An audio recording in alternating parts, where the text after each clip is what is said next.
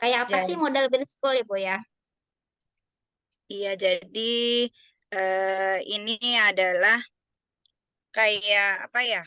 Kita nanti bergabung dengan namanya Bridge. Bridge itu nanti Bridge Australia Indonesia itu nanti didanai dari AEF, Asia Education Foundation, itu nanti untuk kerjasama sekolah-sekolah di bidang pendidikan. Sebenarnya tidak hanya Australia dengan Indonesia aja, ada juga Australia dengan India dan seterusnya.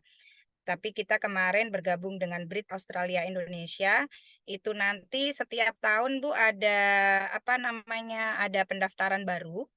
Jadi nanti tahun depan insya Allah nanti kalau ada informasi pendaftaran saya share ke Pak Yudi biar bisa di-share juga dengan teman-teman dari di MGMP IPA Mempawah.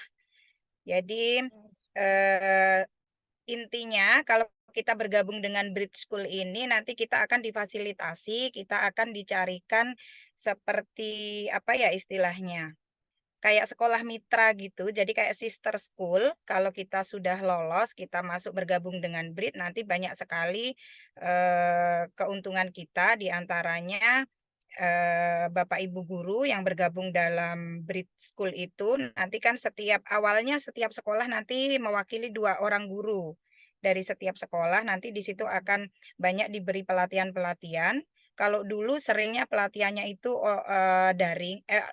luring, tapi karena kemarin pandemi jadi sering kita melaksanakan pelatihan itu secara online. Baik hanya guru-guru yang tergabung di Bridge School itu yang dari Indonesia aja maupun yang dari Australia juga. Begitu. Terus kemudian nanti selanjutnya akan ada saling mengunjungi antar sekolah. Jadi nanti kita kan sudah dipartnerkan, kita sudah ada sister school nih yang ditentukan oleh Bridge. Kemudian nanti kita akan berkunjung ke sana, homestay untuk beberapa waktu. Kalau dulu sebelum pandemi itu sekitar dua minggu sampai 3 minggu. Jadi guru-guru Indonesia berkunjung ke Australia, ke sekolah di sana. Kemudian kita tinggal di homestay di gurunya, di guru mitra. Jadi kalau kami dari SMP Negeri 3 Singkawang, kebetulan kemarin SMP Negeri 3 Singkawang bergabung itu pada saat pandemi tahun 2021. Seharusnya begitu tahun 2021 itu bergabung, kemudian guru-guru terpilih itu akan diberi pelatihan. Setelah itu kemudian kita akan melaksanakan homestay di sana, tapi karena pandemi kemudian ditunda. Jadi baru tahun 2022 kemarin kami berangkat ke Australia. Karena beberapa agenda sudah dilaksanakan dengan daring, dengan online, maka kemarin kami ke sana hanya kurang lebih 13 hari itu sudah plus PP. Itu. Jadi nanti kita di sana akan saling berkenalan dulu karena pertama kali berkunjung tentunya berkenalan dengan sekolah mitra, apa apa namanya, bagaimana sekolah di sana, kemudian apa yang bisa kita ambil dari sana, kemudian kita imbaskan ke sekolah kita. Nah, untuk tahun ini karena saya kemarin berkunjung ke sana itu di musim kita akhir Oktober, awal November tahun lalu, seharusnya tahun ini ada kunjungan balasan dari mereka, tapi karena sesuatu dan lain hal, kemudian pihak BRIS belum bisa memfasilitasi. Dan insya Allah nanti mereka akan berkunjung kalau di sekolah saya itu di awal tahun depan, insya Allah sudah direncanakan dan proposal kami sudah masuk dan disetujui oleh pihak BRIS. Jadi insya Allah nanti mereka berkunjung balasan ke kami itu awal tahun depan.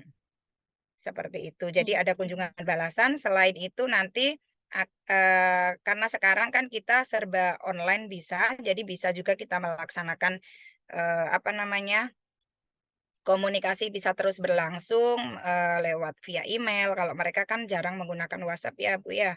Jadi via email, kemudian eh, kita pakai Zoom, Zoom meeting dan seterusnya. Bisa berkirim surat elektronik dengan mereka, baik melalui apa? Melalui beberapa aplikasi seperti itu.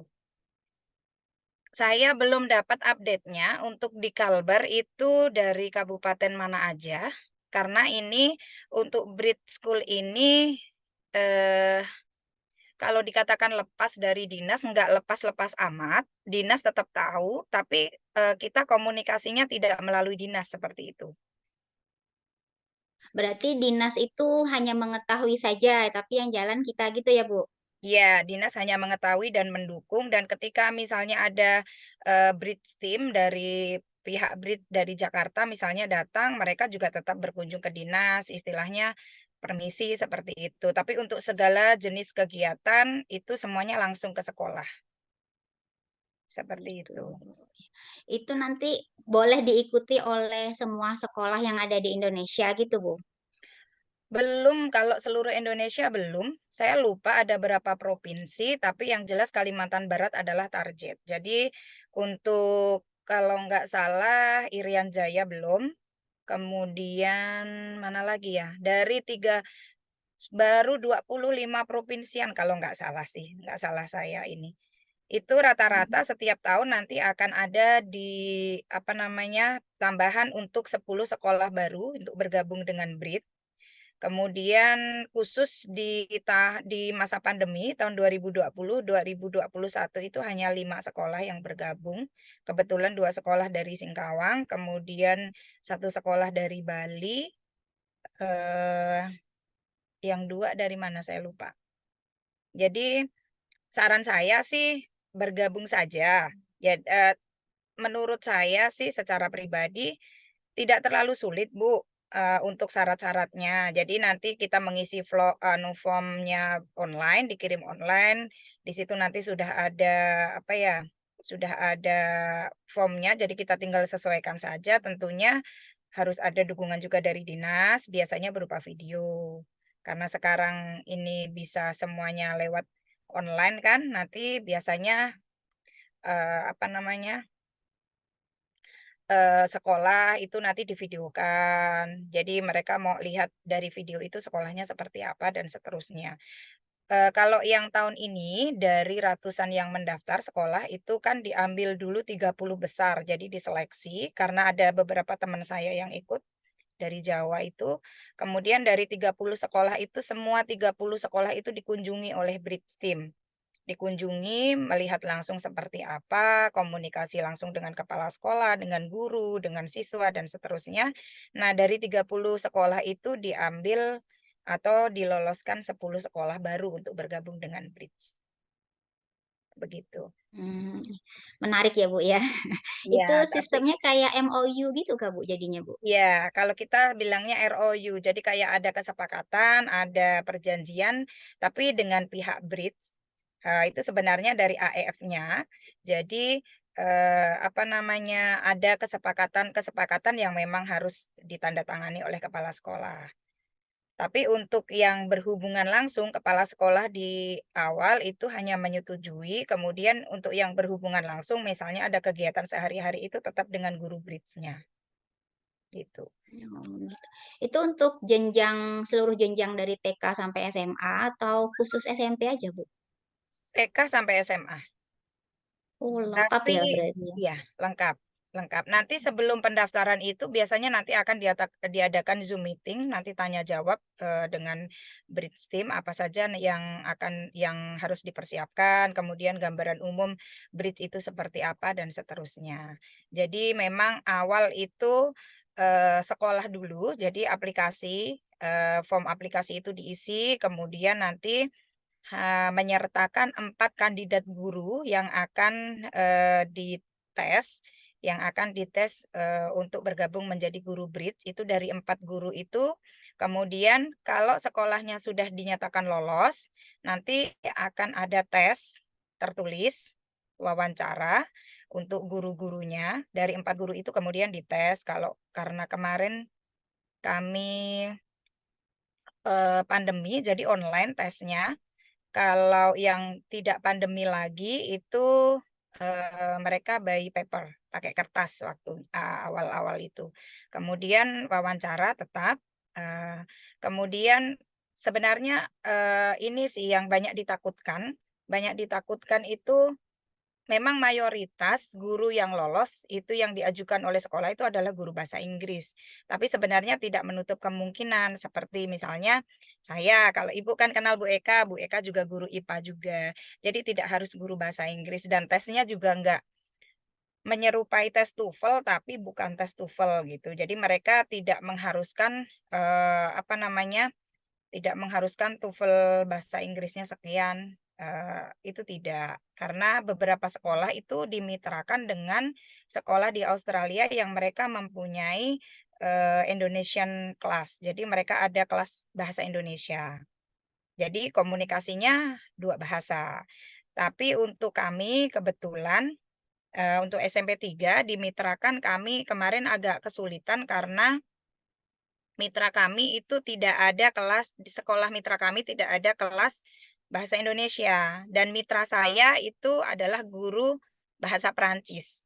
Jadi agak kesulitan kalau mereka punya kelas bahasa Indonesia biasanya lebih seru karena, para gurunya juga excited gitu mereka belajar bahasa Indonesia, malah mereka lebih sering menggunakan bahasa Indonesia, gitu. Gambaran umumnya sih seperti itu. Nanti insya Allah kalau biasanya sih di awal sampai pertengahan itu sudah ada pengumuman untuk pendaftaran. Kemudian kalau nggak salah ini bulan November ini kemarin sudah habis pembekalan untuk namanya PDT itu sebelum pemberangkatan. Jadi 20 guru baru, kan dari 10 sekolah, setiap sekolah 2 guru, berarti 20 guru baru yang bergabung dengan Bridge itu nanti di apa namanya, dia dilatih di mana, di Jakarta, kemudian dikasih wawasan bagaimana, kehidupan di Australia dan seterusnya, apa yang boleh dan tidak boleh dilakukan, serta sekalian biasanya langsung kita mengurus visa ke, kedutaan Australia. Tapi kalau untuk visa dan seterusnya itu sudah beres. Semuanya ini, semuanya mereka akomodir sih. Kita tinggal istilahnya kita tinggal bawa badan aja. Semuanya udah oke. Menarik ya Bu ya berarti programnya Iya. ya. Eh, Semoga nanti, tahun depan Mempawah bisa bergabung. Yang saya tahu sih dari amin. mana ya, Pontianak, Sintang yang sudah karena kami kan baru. Kalau Bu Eka itu sudah bergabung dari sejak 2015, SMP 20 dan SMP 16. Boleh Bu nanti kalau ada info-infonya share lewat Ya. Pak Yudi boleh Bu ya. Oke, nanti saya share ke Pak Yudi untuk ininya, ada Instagramnya sama, media sosialnya ada Instagram, ada Facebooknya juga, itu bisa di apa namanya, bisa diikuti, bisa di-follow, nanti untuk informasi terupdate ada di situ. Biar tidak ketinggalan kalau misalnya ada pendaftaran seperti itu, jadi bisa mempersiapkan jauh-jauh hari. Iya betul Bu. Oh menarik ya. Ilmu yang kita dapatkan juga pasti plus plus plus gitu ya. Plus plus plus jalan-jalan Yang juga ya. ya, yang jelas wawasan kita bertambah, kemudian kita tahu dunia luar seperti apa gitu. Iya. Jadi memang apa ya, banyak sih Bu sebenarnya untuk program-program seperti itu, karena kebetulan ini bukan program pertama kali yang saya ikuti. Jauh sebelum itu 11 tahun yang lalu. Jadi pas kalau kemarin tahun lalu saya ke Australia itu karena sekolah mitra kami ada di Townsville di Queensland, negara bagiannya. Jadi kami ke Sydney, habis itu Sydney ke Queensland, ke Brisbane, baru ke Townsville. Kalau saya pernah juga ikuti program dari kementerian itu 10 tahun yang lalu, pas di tahun 2012 dulu, waktu awal-awal sekali saya jadi CPNS waktu itu. Ada program memang khusus untuk guru-guru SMP dan guru IPA, matematika, dan IPA dan matematika. IPA-nya ada biologi, fisika. Waktu itu karena sekolah kami adalah sekolah RSBI, jadi kami langsung dites dari kementerian, datang ke sekolah, dites semua gurunya dan alhamdulillah waktu itu Kalbar hanya 2 dari SMP Negeri 3 Pontianak dan SMP Negeri 3 Singkawang. Kemudian alhamdulillah yang dari Pontianak, dapat lolos ke Reksa Malaysia. Jadi di sana kurang lebih 2 bulan kita apa namanya, seperti apa ya, seperti short course gitu, dan saya dapat yang di Melbourne itu kurang lebih kita stay di sana sekitar 2 bulan juga, kurang lebih 2 bulan dengan persiapan keberangkatan itu. Sebenarnya banyak sih program-program dari kementerian seperti itu. Apalagi sekarang kan untuk medsosnya apa kan mudah diakses. Jadi Bapak Ibu guru asal aktif yang masih muda lah. Seperti saya kan sudah waktunya istirahat dari kegiatan-kegiatan Regenerasi ya Bu ya. kuliah. Iya, sudah regenerasi. Bagi yang muda-muda lah yang ini harus lebih bersemangat. Oke, baik. Terima kasih Bu Fitri ya, mencerahkan ya. Jadi ada ya bridge gitu ya. Menarik gitu kan. Ya, Mudah-mudahan ya, nanti di Mempawah juga ada yang bisa lolos sehingga bisa menambah wawasan di guru-guru Mempawah juga gitu kan. iya. Iya. Bu Makasih Bu Rika, Fitri. Bu Ya. Rika kenalkah dengan Bu Anita? Anita siapa? Anita Setiadewi. Anita Anita siapa? Wijayanti bukan? Oh iya, kenal. Iya, dapat salam dari beliau. Alhamdulillah, salam balik itu apa ya?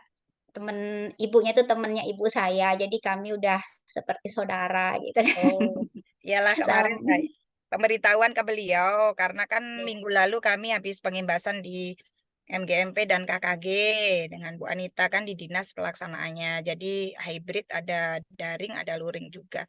Kemudian saya bilang yang undangan itu dari Pak Yudi, saya minta pertimbangan beliau.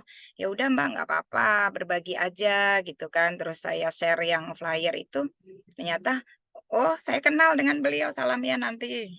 Insya Allah disampaikan. Alhamdulillah, iya. Oke Bu ya, itu pengantar dari Bu Fitri tadi. Say hello dulu lah Bu kita ya. Jadi biar tahu juga kan apa sih, karena kan di Pampang tuh Australia Indonesia Bridge School lah. Jadi tahu sekarang nih ya.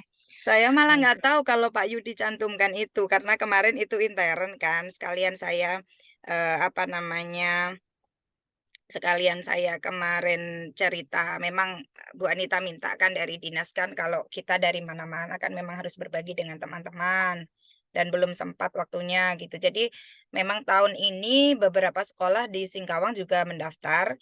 Insya Allah saya terbuka kalau memang teman-teman apa namanya mau informasi. Mbak gimana sih ininya apa namanya misalnya untuk apa, contoh video, sambutan video dari dukungan dari kepala dinas dan seterusnya gitu. Nggak harus yang terlalu gimana gitu, enggak. Karena kemarin kebetulan SMP 3 kan dari awal prosesnya saya yang ini kan. Jadi kayak kepala dinas, kemudian apa namanya, komite, itu kan tinggal terima beres, kita udah kasih skripnya, apa sih yang harus direkam gitu kan. Jadi memang harus dipersiapkan dan kalau ada informasi saya juga tanya-nanya waktu itu dengan Bu Eka, dengan Kak Eka yang sudah lebih jauh bergabung dengan BRID seperti itu. Oke Bu, makasih ya Bu ya. Jadi kami mohon maaf nih sebelumnya Bu. Ya, Jadi agak mengganggu waktunya Ibu ya. Karena tiba-tiba Ibu mesti berada di ABK gitu kan. Ya, tapi masa mudah-mudahan siapa Bu yang di ABK Bu? adik Bu. Oh adik ya Kemarin udah tuh mudah. sudah dirawat di Vincent, di Singkawang, kemudian sudah pulang seminggu lebih kan, tapi tidak ada perkembangan. Jadi terus tadi sore tiba-tiba memang kita harus ke sini gitu. Tadi begitu udah masuk UGD ditangani jadi saya bisa ngumpet di parkiran. Ya mudah-mudahan lah lancar ya Bu. Sehat segera adiknya. Amin amin. Terima Iya, kasih katanya Bu Rika. Ibu juga bisa menjalankan tugas meskipun dari jauh gitu ya ke Singkawang kan. Itulah. Iya. Baik, boleh kita mulai kegiatan kita, Bu? Boleh silahkan. Oke, baik ya. Assalamualaikum warahmatullahi wabarakatuh. Waalaikumsalam warahmatullahi. Selamat malam Bapak Ibu guru hebat yang telah bergabung di webinar kita malam ini. Alhamdulillah kali ini MGMP IPA Kabupaten Mempawah kembali mengadakan webinar yang ketiga dengan melalui PMM untuk umum. Nah, biasanya kami intern Bu, tapi kali ini kami buka untuk umum karena materinya memang materi yang menarik ya untuk literasi sains. Karena pada dasarnya literasi itu kan ada 6, salah satunya adalah literasi sains dan ini kami buka untuk umum supaya juga teman-teman dari kalangan guru juga tahu apa sih sebenarnya literasi sains itu gitu. Walaupun namanya sains, tapi kan bukan hanya IPA aja gitu ya Bu Fitri ya. Semuanya bisa mengadopsi dengan literasi sains ini begitu.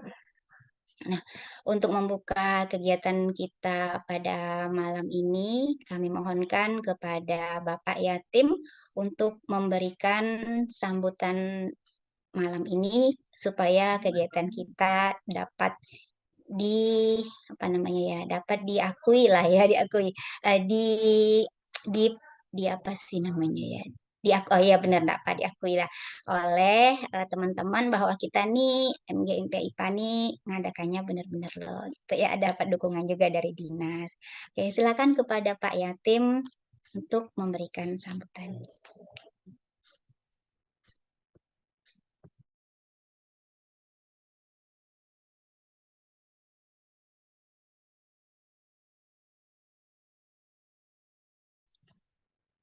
Mohon maaf Pak Yatim. Halo, Assalamualaikum. Waalaikumsalam. Dengaran suara saya? Ya, silakan Pak. Ya, Kedengaran Pak, jelas Pak. baik. Terima kasih Bu Rika. Ya, mungkin salam kenal dulu. Selamat malam, salam sehat sejahtera untuk kita semua. Yang saya hormati Ibu Fitri Kurniati selaku narasumber, Ibu Rika selaku moderator pada hari ini, Bapak Yudi Kurniadi selaku panitia atau ketua MGP IPA yang eh, dalam hari ini juga bisa hadir. Salam takzim dari Bapak Kepala Dinas Pendidikan Pemuda Olahraga dan Pariwisata Kabupaten Mempawai, Bapak Haji Alzuratnam, yang sedianya beliau ingin bergabung bersama kita, namun karena suatu dan lain hal beliau tidak bisa hadir dan sehingga beliau menugaskan kepada saya untuk dapat hadir di ruang Zoom ini untuk dapat membuka kegiatan MGMP IPA SMP di ruang Zoom ini pada malam hari ini. Sebelumnya saya perkenalkan diri, Bu Rika, saya bukan Pak Yatim. Saya Arpandi, ya Bu Fitri, mungkin salam kenal juga semuanya. Saya kebetulan ditugaskan sebagai dalam beberapa bulan ini sejak Agustus kemarin sebagai PLT Kepala Bidang Dikdas. Jadi mohon maaf orang baru, jadi mungkin banyak yang belum kenal. Kemudian saya sebenarnya sehari-hari adalah di bidang PNFI, jadi pendidikan PAUD dan pendidikan masyarakat itu. Jadi memang banyak yang belum begitu mengenal, tapi tidak masalah. Walaupun tadi panggil Bu Rika manggil saya Pak Yatim, ya udah saya nyaut dulu gitu. Kalau kemarin Ya, memang Pak maaf Yatim ya yang Pak buka ya. ya. Nah, kebetulan ini Maaf ya Pak MGMP ya. yang pertemuan yang ketiga. Baik Bapak Ibu guru hebat sekalian, pertama-tama mungkin ya puji syukur hadir Allah Subhanahu Wa Taala atas rahmat dan izinnya sehingga kita hadir di ruang yang di kegiatan yang sangat saya pikir luar biasa. Dan saya kalau bisa mengapresiasi pertama di MGMP IMPA. Ya, saya juga kurang tahu nih apakah MGP yang lain bisa mengikuti ada mengadakan kegiatan seperti ini, karena mengingat jarak dan waktu tentunya kesibukan kita di satuan pendidikan kita masing-masing, tentunya ini jadi masalah juga untuk kita bisa bersilaturahim ya, terutama terkait dengan bagaimana kita meningkatkan kompetensi kita, kemampuan kita, kualitas kita dalam mengembangkan diri biar kita bisa hadir di hadapan siswa sehingga memberikan kegiatan pembelajaran yang betul-betul bisa menarik bagi anak-anak ya, apalagi MIPA yang lebih khusus yang barangkali mungkin beda-beda tipis dengan matematika yang barangkali boleh kalau boleh dibilang ini agak pembelajaran yang sedikit banyak yang kurang suka. Karena kurang sukanya bukan ya karena ini dianggap sulit gitu ya. Nah, mungkin di ruang inilah sebenarnya jadi Bapak Ibu guru bisa saling bertukar pemikiran, pemahaman dan pengalaman bagaimana menghadirkan kegiatan pembelajaran yang menyenangkan sehingga matematika itu atau IPA itu lagi bukan sesuatu yang kurang diminati, jadi menjadikan pembelajaran IPA menjadi pembelajaran yang diminati oleh siswa. Mungkin di sini bisa bertukar wawasan, pengalaman sehingga bisa kita semuanya bisa menghadirkan pembelajaran yang menyenangkan bagi siswanya sehingga menarik. Sebenarnya pembelajaran IPA adalah pembelajaran yang menarik kalau memang kita beri dalam pembelajaran ada sesuatu yang mungkin baru bagi siswa dan didukung dengan media, dengan metode yang lebih baik oleh guru. Ini yang tentunya harus kita persiapkan. Sehingga perencanaan pembelajaran itu menjadi suatu kunci. Nah, bagaimana pembelajaran itu jadi baik, jadi menarik bagi siswa, tentunya kita tidak bisa mengarang-arang sendiri atau bisa bahwa kitalah yang paling baik, tetapi kita bisa berbagi pengalaman dari teman-teman yang lain sehingga mungkin ada yang kurang dari kita bisa kembangkan lagi dari berdasarkan mungkin pengalaman atau masukan dari teman-teman yang lain.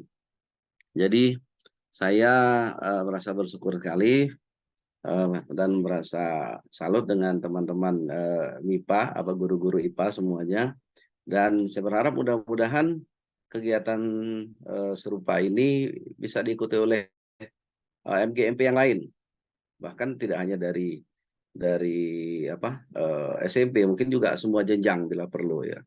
Nah, ini harapan kita seperti itu. Kemudian terkait dengan materi, kalau saya lihat dari undangan yang disampaikan oleh Bapak Kadis tadi sore tadi menjelang maghrib, beliau menyampaikan ke saya, beliau minta wakilkan ini bahwa terkait dengan kita melihat masalah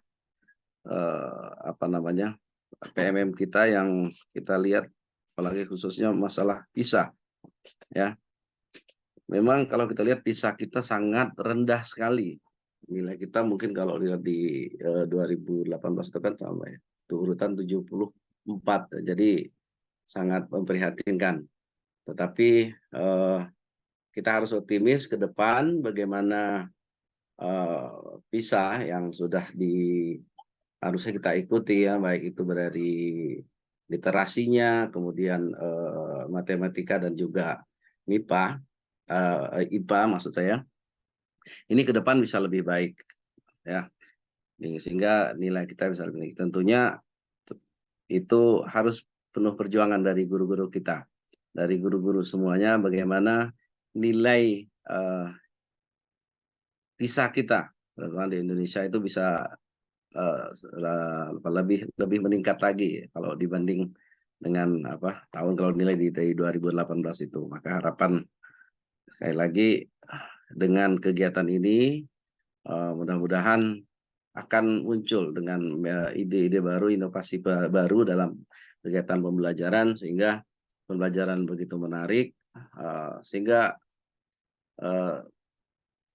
asesmen terhadap terutama literasi IPA dan matematika dan khususnya IPA juga itu ke depannya makin lebih baik. Kemudian saya tadi kalau sedikit mendengar dari yang disampaikan oleh Ibu Fitri ya terkait bridge tadi ya, ini kayaknya sebenarnya menarik juga gitu. Ya, ini mudah-mudahan bisa disosialisasikan lagi Bu Fitri. Kalau bisa nanti ke depannya kita berharap ya tadi seperti Bapak Ibu sampaikan. Karena tadi saya dengar hanya sepintas, jadi kalau mudah-mudahan juga bisa diikuti itu benar-benar semua jenjang, bahkan dari tingkat PAUD. Nah, kebetulan di PAUD adalah di bidang kami memang merasa masih perlu guru-guru kita perlu kita berikan dorongan supaya bisa berkembang lebih baik lagi, terutama dalam bagaimana meningkatkan mutu pendidikan di satuan pendidikan masing-masing, sehingga lahirlah generasi-generasi kita, generasi emas kita yang tentunya ke depannya akan menggantikan kita. Eh, Barangkali ini yang bisa saya sampaikan. Mudah-mudahan ini nanti dari narasumber hebat Ibu Fitri bisa memberikan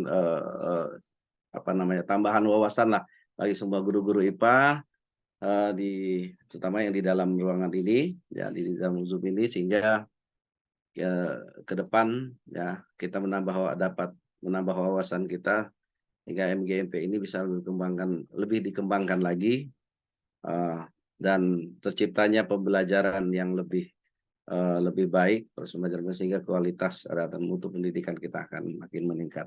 Barangkali ini yang saya sampaikan ya. Dan sekali lagi kita doakan bersama untuk keluarganya Bu Fitri ya. Adiknya mudah-mudahan Allah segera mengangkat penyakitnya, disembuhkan kembali, sehat sedia kala. Itu harapan kita, mudah-mudahan Allah mengabulkan doa kita. Baik, barangkali ini yang bisa saya sampaikan. Terima kasih kepada semuanya. Mohon maaf apabila ada hal-hal yang kurang berkenan. Saya wabillahi taufiq wal hidayah. Assalamualaikum warahmatullahi wabarakatuh. Waalaikumsalam warahmatullahi wabarakatuh. Terima kasih Pak Arpandi yang sudah memberikan penguatan kepada kami. Ternyata alhamdulillah dengan pencerahan dari Bu Fitri tadi dapatlah bayangan bahwa ada seperti itu, dan dinas juga pastinya akan dukung nanti Pak ya. Kalau kita membawa dapat kayak gitu ya Pak ya. Mudah-mudahan nanti. Iya, Bu Fitri. Iya. Jadi program Bu Fitri itu sudah langsung didukung oleh dinas kami Bu Fitri. Jadi nanti jangan sungkan-sungkan untuk membagikan informasi tentang bridge itu kepada kami nanti. Iya. Oke, baik, terima kasih Pak Arpandi yang sudah memberikan sambutannya untuk kegiatan kita pada malam ini. Baik, mohon maaf Pak Arpandi jika ada kesibukan lain, kami tidak menahan Bapak untuk ada di ruangan ini. Maaf ya Pak ya. Mohon maaf jika ada kesibukan lain, tapi jika masih bersedia karena ingin mendengar materi sign langsung, silakan untuk tetap bertahan di sini, tidak apa-apa juga.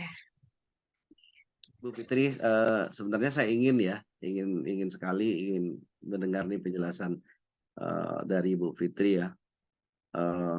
Namun mohon maaf ini Bu Fitri dan semuanya, saya tidak bisa lama-lama karena masih ada kegiatan yang harus kita sampaikan. Saya juga sampai ke rumah tadi hampir Isya baru sampai di rumah juga karena ada kegiatan tadi kebetulan di luar. Jadi apa boleh buat ya. Ya, jadi saya nggak bisa ikut bersama teman-teman. Mudah-mudahan nanti informasi dari hasil dari Zoom meeting kita pada hari ini nanti Bu Rika bisa sampaikan kepada kami, sehingga mudah-mudahan Dinas Pendidikan ya bisa menyusun program-program yang kira-kira bisa mendukung program-program di MGMP ya. Tidak hanya MIPA, maksud saya juga harus di semua MGMP. Saya berharap seperti itu sehingga ke depan kita akan makin lebih baik sesuai dengan moto kita harus maju dengan ilmu. Baik, jadi itu barangkali mohon pamit semuanya. Saya pamit undur diri. Salam sehat semuanya. Saya Heri dan saya langsung live ya. Assalamualaikum warahmatullahi wabarakatuh. Waalaikumsalam warahmatullahi wabarakatuh. Terima kasih Pak. Salam buat Pak El ya Pak ya, dari kami dari MGMP IPA. Terima kasih Pak. Ya. Ya, makasih Pak. Waalaikumsalam warahmatullahi wabarakatuh.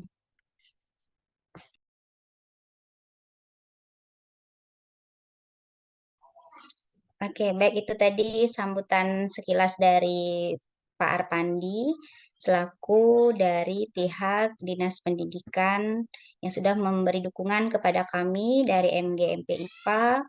Mudah-mudahan kegiatan seperti ini dapat juga dilakukan oleh MGMP lain.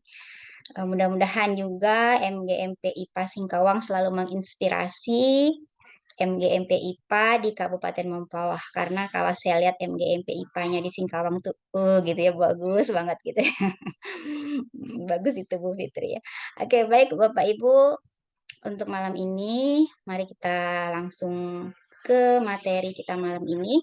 Seperti kita ketahui bersama bahwa yang namanya literasi itu ada beberapa, ada 6 ya literasi itu kan. Yang pertama adalah literasi baca tulis, kemudian literasi numerasi, kemudian literasi sains, literasi digital, literasi finansial, literasi budaya, dan kewarganegaraan. Nah, hari ini kita akan mengangkat tentang literasi sains.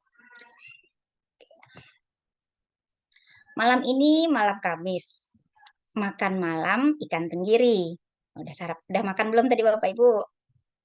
Hati senang ikut webinar gratis dengan moderator Ibu Fitri Kurniati. Pergi ke sekolah pakai motor. Tidak lupa memakai kacamata. Malam ini saya izin menjadi moderator bersama saya, Ibu Rika. Demikian Bu Fitri, pantun dari kami. Silakan Bu Fitri untuk menyampaikan seluruh totalitas Bu Fitri lah pokoknya ya. Apa yang Bu Fitri tahu, sampaikan aja ke kami semuanya tanpa ada yang ditutup-tutupi sehingga kami bisa menjadi paham lah dengan literasi sains untuk PISA ini. Silakan Bu Fitri. Oke, terima kasih Bu Rika. Apa suara saya terdengar jelas? Jelas Bu, sangat jelas. Oke, terima kasih. Mohon izin teman-teman semua. Yang terhormat Ketua MGMP IPA Mempawah, Bapak Yudi, beserta pengurus MGMP IPA Mempawah yang luar biasa. Kemudian teman-teman peserta yang lain, baik anggota MGMP IPA Mempawah maupun dari teman-teman yang lain yang bergabung melalui link yang tersemat di PMM. Saya mohon izin malam ini untuk sedikit berbagi. Kalau Bu Rika tadi bilang totalitas, mungkin totalnya saya nggak seberapa gitu. Jadi saya hanya pengen menyampaikan apa yang saya dapat. Jadi istilahnya ini adalah pengimbasan untuk acara yang sudah saya ikuti kemarin. Saya sempat sebelumnya mau cerita sedikit dulu. Jadi saya anggap sebagai rezeki ketika kami kemarin bertemu, saya, Pak Yudi, dan beberapa ketua MGMP dari beberapa kabupaten kota se-Kalimantan Barat pada acara Lokakarya Komunitas Belajar di Pontianak. Jadi memang saya cari di daftarnya, saya udah ini nih, MGMP IPA dari mana aja nih. Kemudian saya cari satu persatu karena pengen rasanya berkolaborasi dengan Bapak Ibu. Sebenarnya saya untuk di kepengurusan MGMP Bu itu newbie, saya baru, belum terlalu lama karena sebelumnya saya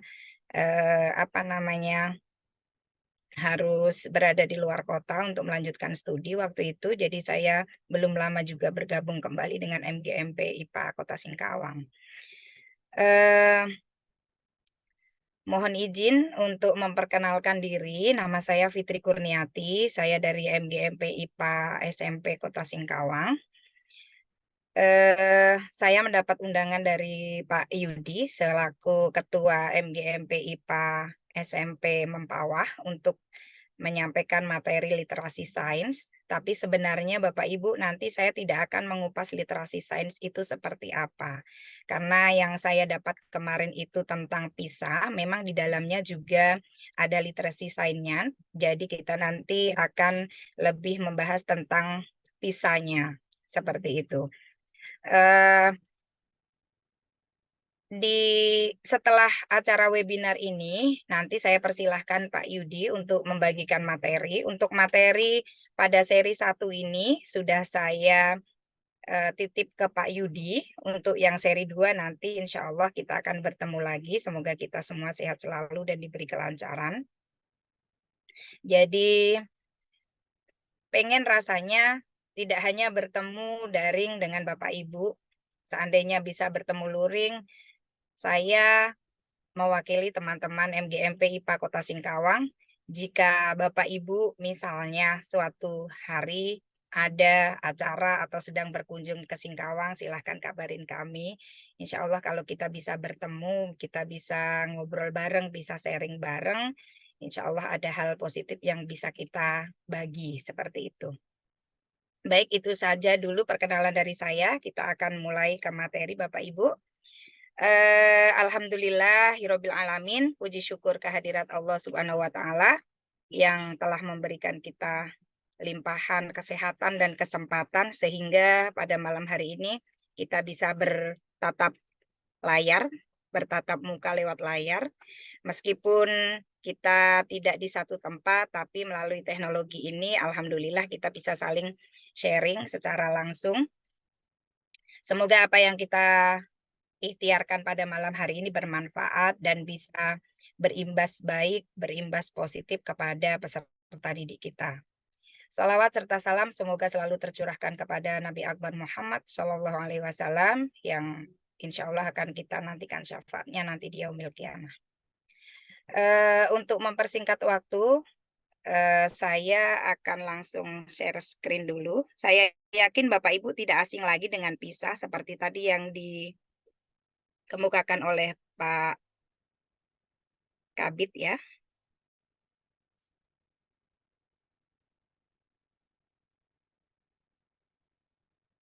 Mohon izin Bu Rika, apakah terlihat? Terlihat Bu, jelas. Oke, baik.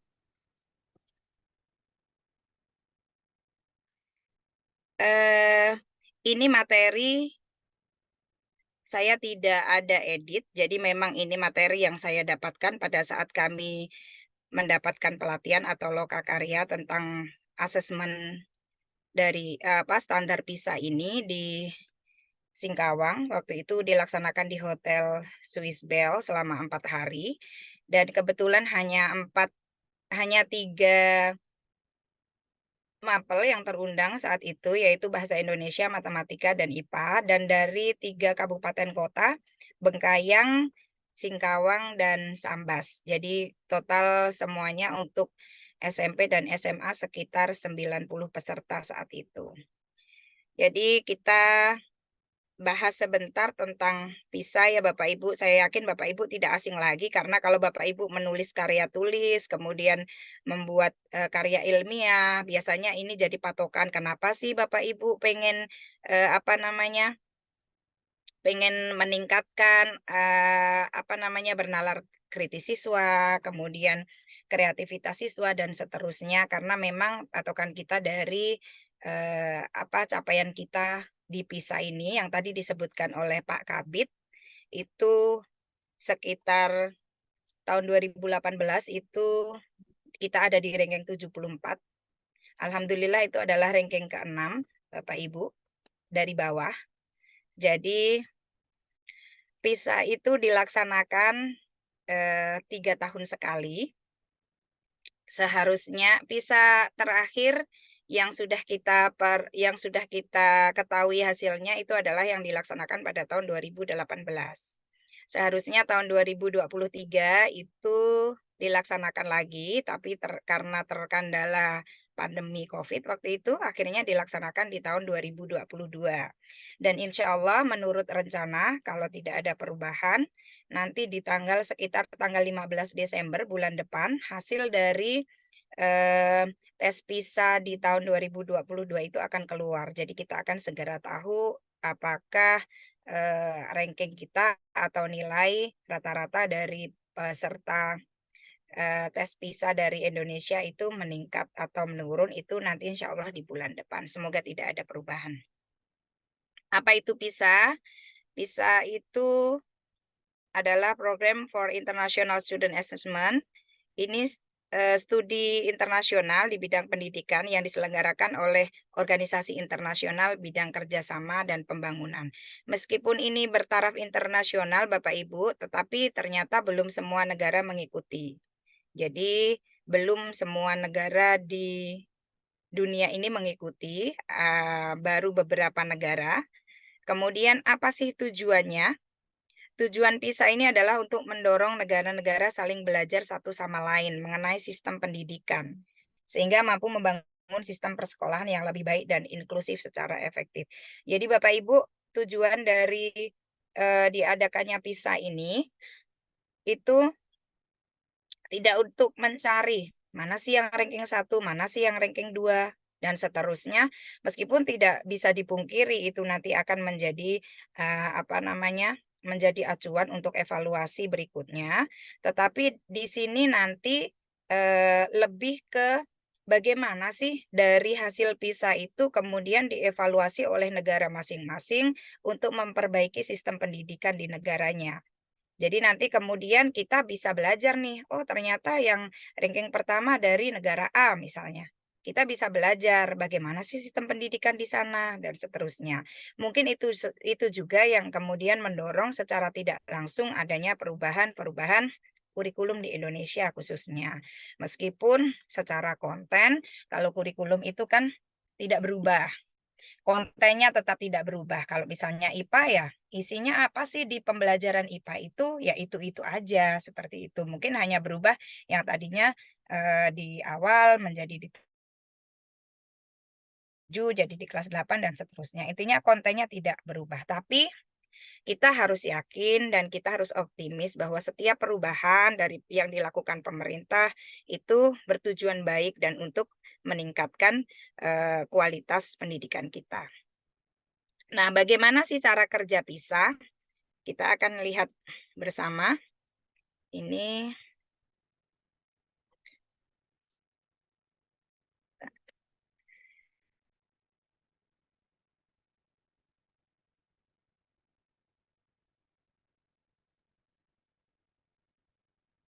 the brainchild of the Organization for Economic apakah Cooperation and Development, based in terlihat dan Paris, terdengar France. dengan jelas? The assessment is designed by education Dengar experts Bu, around the cuman world. gambarnya In belum fact, ada. since the program Oh. began in 2000, every one of the more than 80 economies that have participated in PISA have contributed some of their best minds to creating a test the whole world can take.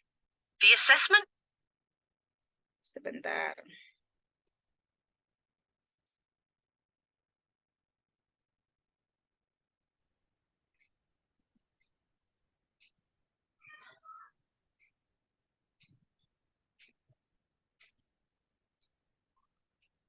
How does PISA, the Sudah program belum, for Ibu? international student assessment, work? Belum, itu video Although it's the YouTube kah Bu brainchild atau of apa the ya? Organization for Economic Cooperation and Development, Video YouTube kah? how does Yang PISA, muncul masih Program for How International Does Student PISA Work? Assessment, work? Although it's the brainchild of the Organization for Economic Cooperation and Development, based in Paris, France, the assessment is designed by education experts from around the world. In fact, since the program began in 2000, every one of the more than 80 economies that Belum kelihatan ya Bu videonya? Videonya belum ada, masih tulisan How Does PISA Work? Oh, sebentar. Bapak Ibu, materi sudah di-share di kolom chat. Silakan diunduh.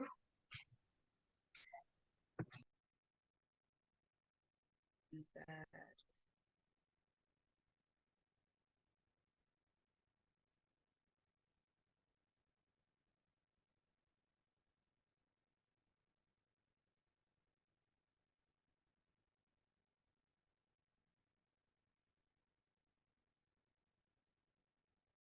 Apakah sudah terlihat?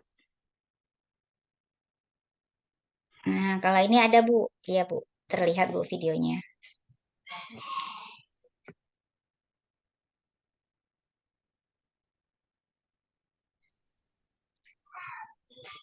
Suaranya enggak ada Bu. economies that have participated in Muncul, PISA muncul. have Sudah. contributed Sip some Bu. of their best minds to creating a test the whole world can take. The assessment tries to find out whether students can apply what they have learned in school to real-life situations. It covers science, reading, mathematics, and some more innovative subjects like collaborative problem-solving or financial literacy. Countries volunteer to participate in PISA. If a country is not equipped to take part in such a large-scale assessment, regions of that country may participate on their own. Once a country is approved by the PISA Governing Board, individual schools are chosen based on stringent criteria to represent all 15-year-old students in that country. Students who participate in PISA are randomly chosen from among all the 15-year-olds enrolled in grade 7 or higher in the selected schools. They take the test in the same language they use in their normal classes. Students aren't asked to recall dates and names they may have memorized. Instead, They are asked to interpret texts, solve mathematics problems, or explain a phenomenon scientifically, using their knowledge and reasoning skills. Students aren't given individual reports on how they did on the PISA test, but their scores count towards a national mean score. Despite what you may hear every 3 years when PISA results are announced, PISA is not just about ranking countries. It's about showing whether school systems are becoming more or less effective in preparing their students for further study or for work.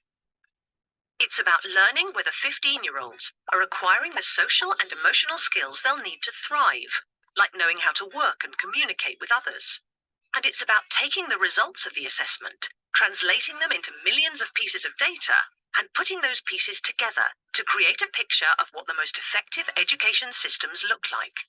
In the end, these systems are the ones in which all students, not just the most advantaged, are given the best opportunities to learn and the greatest support in realizing their potential.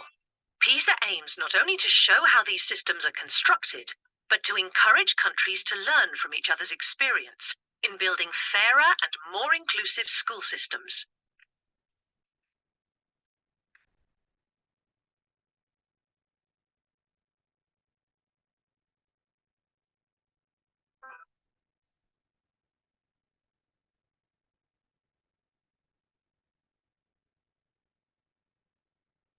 Pada episode ini, kita akan membahas analisis faktor konfirmatorik atau confirmatory factor analysis yang disingkat dengan istilah CFA. Berbeda dengan analisis faktor eksploratory atau EVA, analisis faktor konfirmatorik ini merupakan suatu model statistika. Jadi seperti halnya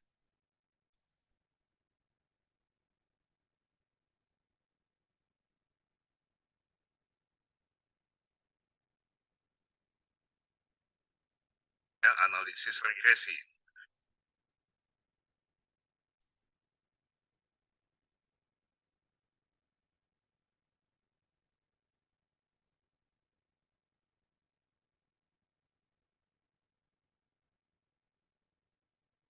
Oke, sudah terlihat Bapak Ibu?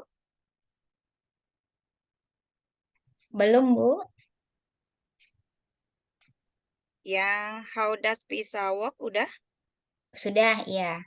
Oke. Baik, Bapak Ibu, itu tadi dari video yang barusan diputar. Bapak Ibu bisa dapat gambaran umum PISA itu seperti apa. Nah, ini kita akan lanjutkan di karakteristik PISA itu sendiri. Yang pertama diikuti oleh siswa berusia 15 tahun. Dan ini tidak bisa dimanipulasi ya Bapak Ibu. Siswanya harus berusia 15 tahun. Kurang dari 14 tahun berarti dia lebih dari 14 tahun sampai kurang dari 16 tahun. Jadi kisaran 15 tahun. Makanya kemarin untuk pelatihan itu yang diundang adalah guru-guru SMP dan SMA. Karena di usia 15 tahun ini itu biasanya siswa kalau di Indonesia itu berada di kelas 9 atau kelas 10. Kemudian yang kedua, menilai kesiapan siswa dalam memanfaatkan apa yang sudah dipelajari ke dalam konsep dunia nyata. Jadi ini yang dinilai adalah penerapan ya Bapak Ibu, memanfaatkan siswa yang dipelajari siswa di sekolah, kemudian pemanfaatannya di dunia nyata seperti apa. Makanya nanti ada stimulus-stimulus, kemudian ada ada permasalahan-permasalahan yang mereka harus selesaikan. Kemudian menilai kesiapan siswa untuk melanjutkan pendidikan atau memasuki dunia kerja.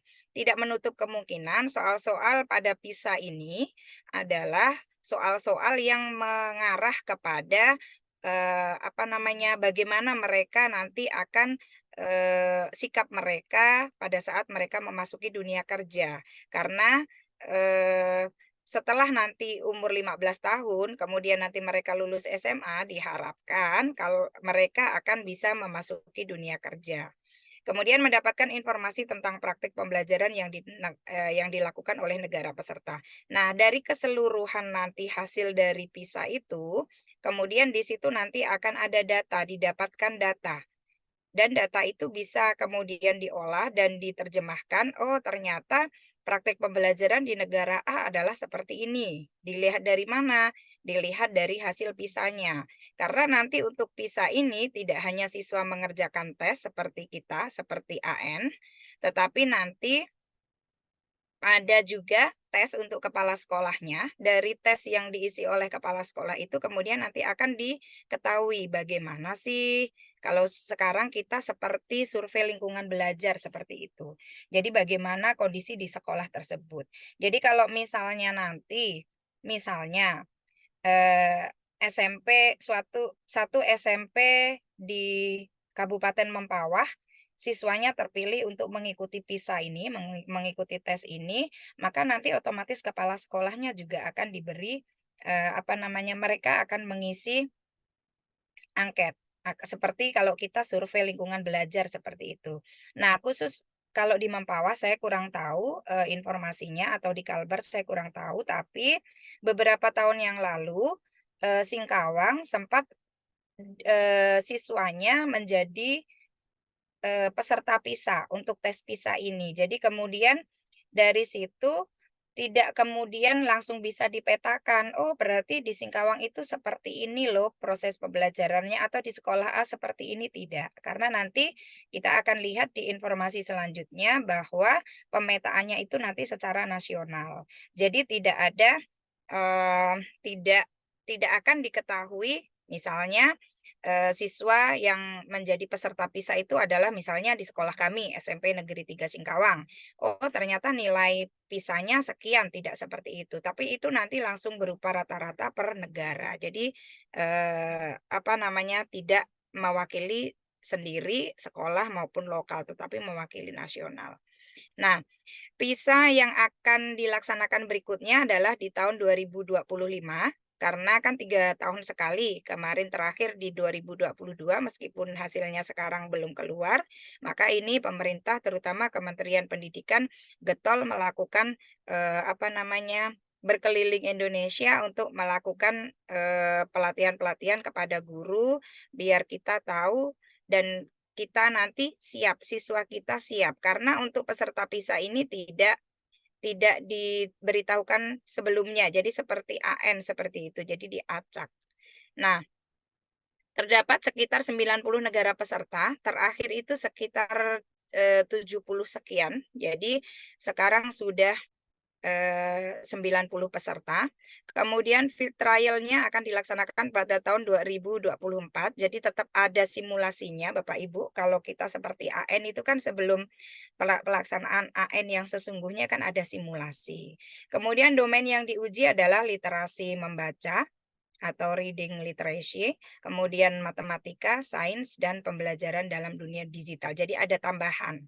Ada tambahan khusus tahun 2025 itu ada tambahan pembelajaran dalam dunia digital. Karena mengingat perkembangan dunia digital sangat pesat, terutama untuk negara-negara berkembang setelah terjadinya COVID-19 kemarin. Nah, ini manfaat PISA. Yang pertama adalah untuk mendapatkan data perkembangan pendidikan dari setiap negara peserta PISA. Yang pertama, mengidentifikasi seberapa siap sih siswa di Indonesia untuk melanjutkan studi ke jenjang lebih tinggi. Ini khusus untuk yang di Indonesia, dan di negara-negara lain juga seperti itu, untuk melanjutkan studi ke jenjang lebih tinggi maupun untuk memasuki dunia kerja. Kemudian mengidentifikasi area yang perlu diperbaiki pada level sekolah, kemudian sistem pendidikan, dan tentunya kebijakan-kebijakan dari pemerintah. Kemudian berikutnya adalah saling berbagi pengalaman serta praktik baik tentang sistem pendidikan dengan negara peserta PISA lainnya. Seperti yang saya bilang tadi, dari sini kita bisa tahu kenapa sih negara A dia hasil PISA-nya jauh lebih tinggi dari kita. Nah, kita bisa belajar dari mereka. Oh, ternyata sistem pendidikan di negara tersebut adalah seperti ini. Yang bisa kita adopsi, kita adopsi. Kemudian membandingkan capaian kompetensi kecakapan hidup siswa Indonesia terhadap standar internasional, serta mengetahui perkembangan capaian tersebut antar waktu. Yang terakhir, mengetahui kekurangan suatu sistem pendidikan sehingga dapat dilakukan perbaikan yang efektif. Ini kemudian yang langkah yang diambil oleh pemerintah adalah salah satunya dengan perubahan kurikulum, meskipun tidak semuanya berubah, kontennya tetap, tapi kemudian dari kurikulum 2013 ke kurikulum Merdeka, Bapak Ibu sudah pasti tahu yang berubah di mananya saja. Dan sekali lagi, apapun perubahan itu pasti pemerintah sudah memikirkan masak-masak dan tentunya itu untuk perbaikan sistem pendidikan kita. Nah, ini adalah domain utama PISA. Kalau tadi disebutkan ada beberapa macam literasi, tapi kalau untuk domain utama PISA itu hanya 3 dan 4 untuk tahun 2025 tadi dengan digital tadi. Yang pertama adalah reading, literasi membaca, kemudian literasi matematika dan sains, ini tidak asing lagi. Nah, nanti Bapak Ibu, saya sendiri secara pribadi kemarin seperti baru terbuka gitu matanya. Yang selama ini kita misalnya diminta nih, misalnya di sekolah kami, kepala sekolah bilang, Bapak Ibu untuk untuk ujian nanti, untuk ulangan nanti, Bapak Ibu harus membuat soal HOTS minimal sekian, seperti itu. Nah, yang kita tahu soal HOTS itu harus ada stimulusnya dan lain sebagainya. Tapi ternyata saya sendiri secara pribadi banyak yang di situ soal HOTS yang saya anggap HOTS itu ternyata literasinya bukan literasi sains, tapi literasi membaca. Tapi kita anggap, oh kan itu kan materinya materi sains, materi IPA, tapi ternyata itu bukan termasuk literasi sains. Apa nanti yang membedakan literasi membaca dan literasi sains nanti kita akan bahas di pertemuan yang kedua. Ini Bapak Ibu bisa lihat, ini adalah PISA dari waktu ke waktu, ya. Kalau tahun 2000 ini yang paling dititik beratkan di mana dan seterusnya, sampai PISA tahun 2025. Ini domain inovatif PISA dari waktu ke waktu juga. Kemarin yang 2022 adalah creative thinking. Jadi di situ banyak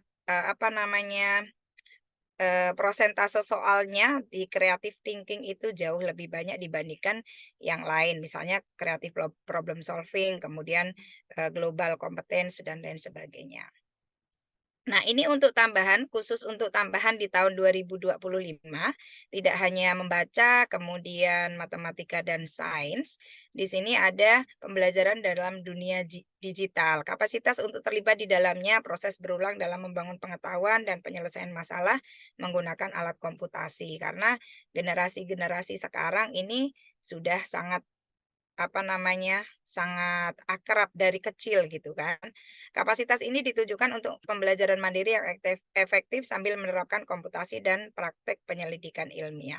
Jadi ini yang diharapkan nanti di tahun 2025, tidak menutup kemungkinan nanti kalau tidak ada halangan berarti tahun 2028 ada tambahan lagi atau bahkan nanti akan dipertegas lagi di dunia digital atau seperti apa. Nah, ini untuk PISA di Indonesia yang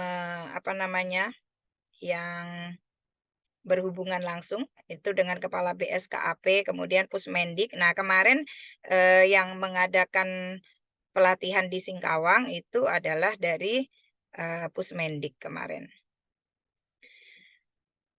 Kita sekarang akan lihat bagaimana sih potret PISA di Indonesia.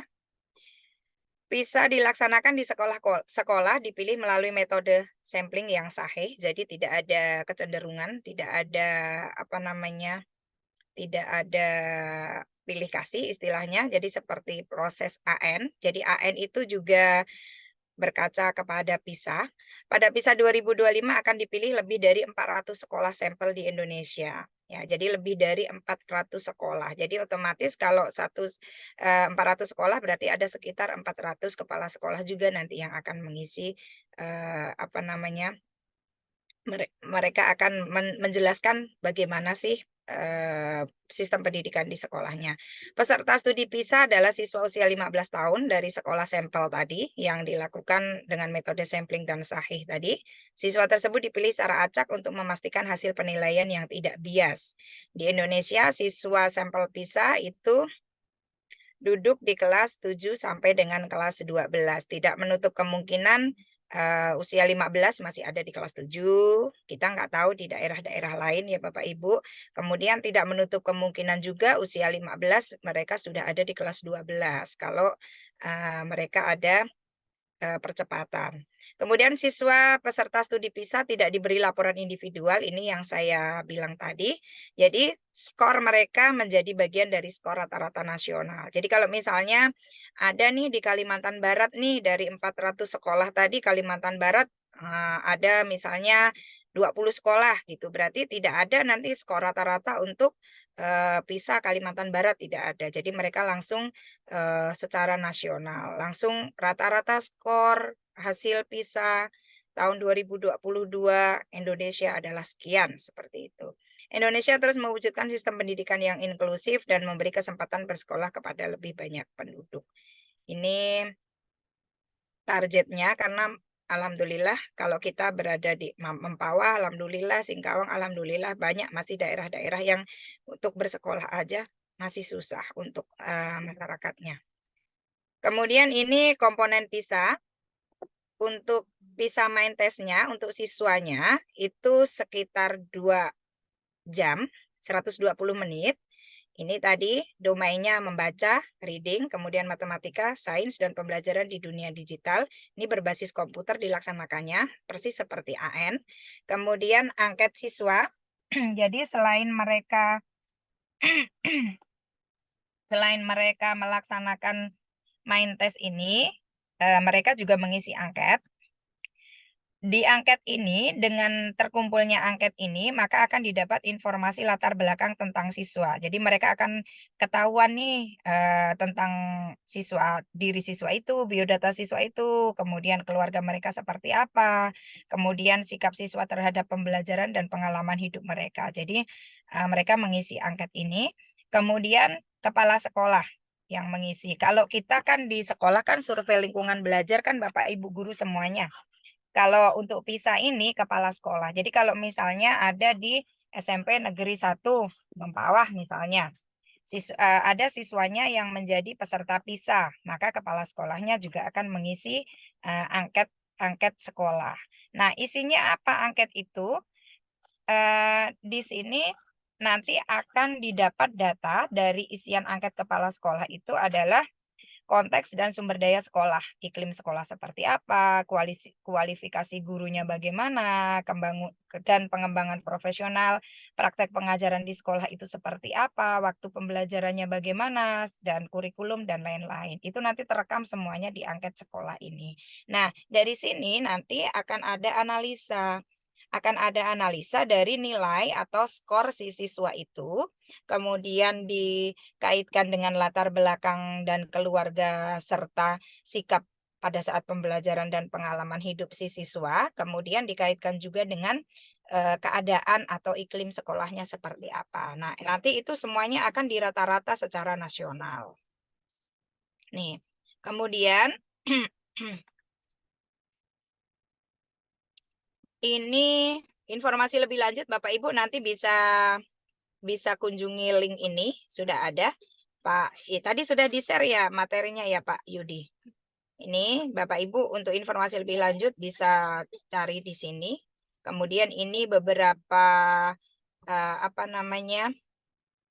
beberapa informasi juga yang bisa Bapak Ibu dapatkan untuk mencari tahu tentang PISA lebih lanjut. Terima kasih. Itu untuk pengenalan PISA itu apa. Kemudian untuk mempersingkat waktu saya langsung share yang berikutnya Pak Yudi ya. Bu Rika, saya izin untuk share yang kedua. Silakan Bu, lanjut Bu.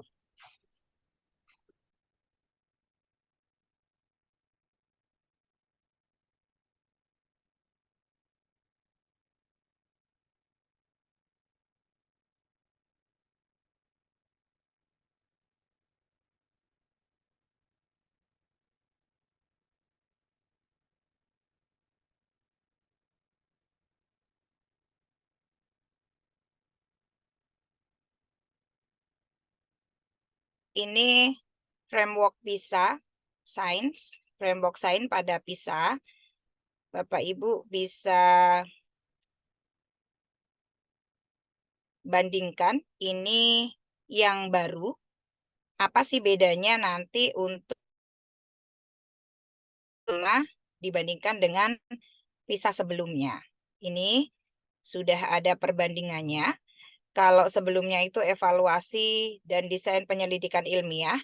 Jadi Bapak Ibu, sains ini tidak jauh-jauh, tidak akan keluar dari penyelidikan ilmiah.